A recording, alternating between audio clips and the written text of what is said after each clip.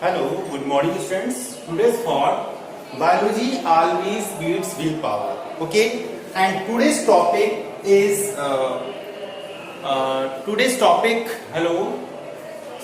good morning students. Today's thought, biology always beats willpower.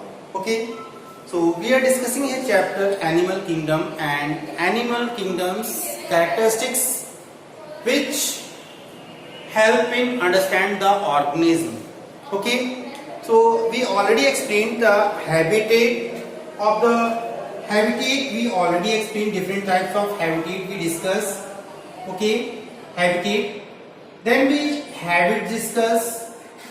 Okay, first habitat and second habit. And means if you got animals, if given an animals to you, then you say write the comment upon this animal or the species. Okay, so how we write the comment or characteristics of the living organism? So first we write the habitat of the organism, second habit of the organism, third we explain to you explain to you about the cellular level of organization. Means level of organization, we explain to you about the level of organization. Okay, level of organization. Okay, so now today we discuss about the fourth point, which is germ layer. Okay, which is germ layer. Germ layer may be two types. Germ layers are the two types: diploblastic animals or triploblastic animals. Okay, so germ layer are the two types: diploblastic or triploblastic. Okay, diploblastic means those animals which consist ectoderm or endoderm layer. Those animals which consist ectoderm and mesoderm layer is called the diploblastic animals. Ectoderm or endoderm. Ectoderm or endoderm layer. That animals are called the diploblastic animals. And those animals which consist three layers, which is ectoderm or mesoderm, and third is endoderm. That animals are called the triploblastic animals.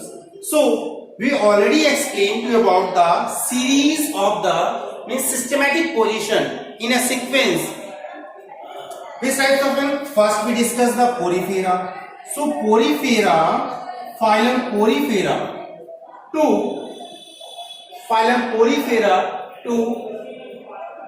Aschelminthes. Okay, phylum porifera, then come this place Coelenterata. Okay, Coelenterata, or then come here Ctenophora. Okay, then Platyhelminthes. So up to this place, all animals are the diploblastic animals. Okay, from the Aschelminthes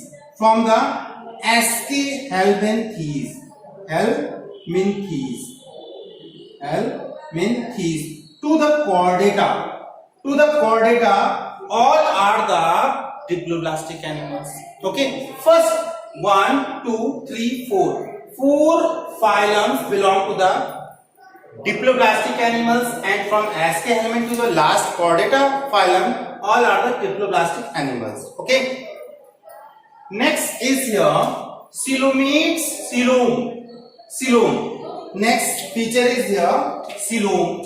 Okay, so coelom is a cavity. Next we discuss about the coelom. Okay, coelom is also three types of coelom we observe in the animals. Okay, coelom we observe the three types of coelom we discuss here. Three types of coelom. First is a acoelomates. Acoelomates. Acoelomates. Second is a pseudocoelomates. Pseudocoelomate. And third is coelomates. Okay, coelomate. So acoelomates means coelo means cavity in the organism. If cavity, okay, so if no cavity is present in the organism, so that organisms are called the acoelomates. Okay, those organisms which do not have a cavity, that organisms are called the acoelomates, and diploblastic animals are mostly acoelomates. Okay, diploblastic animals are mostly acoelomates. And pseudocoelomates means the animals which consist mesodermal layer in patches form. If the mesodermal layer is present in the organism in patches form, so that type of organism is called the pseudocoelomates. Its example is here. Aschia helminthes is the example of the pseudocoelomate. Okay, helminthes is the example of the pseudocoelomates. And all triploblastic animals which consist cavity. So from Annelida phylum, all animals which have a cavity.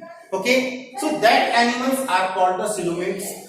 These animals come from the Annelida to the chordate phylum.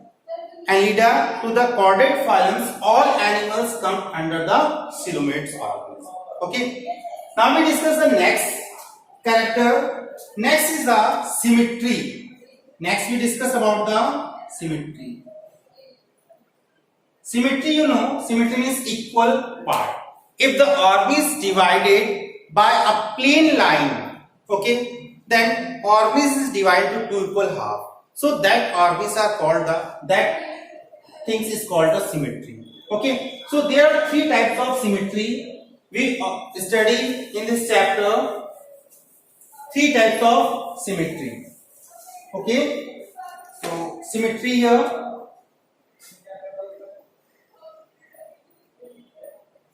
Symmetry.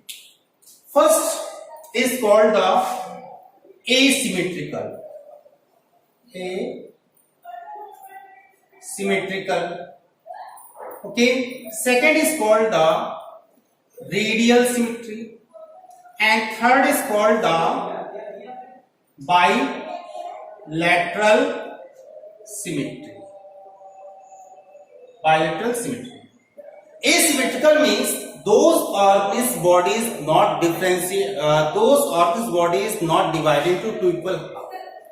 Those organism body is not divided into equal half. That organism possess asymmetrical. Okay, some polyphorous organisms have no radial symmetry or bilateral symmetry, so that organism possesses the asymmetrical. Means body is not divided into equal half.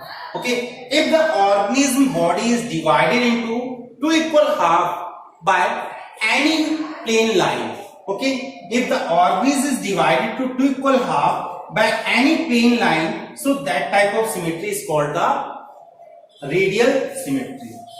Example is here Coelenterata.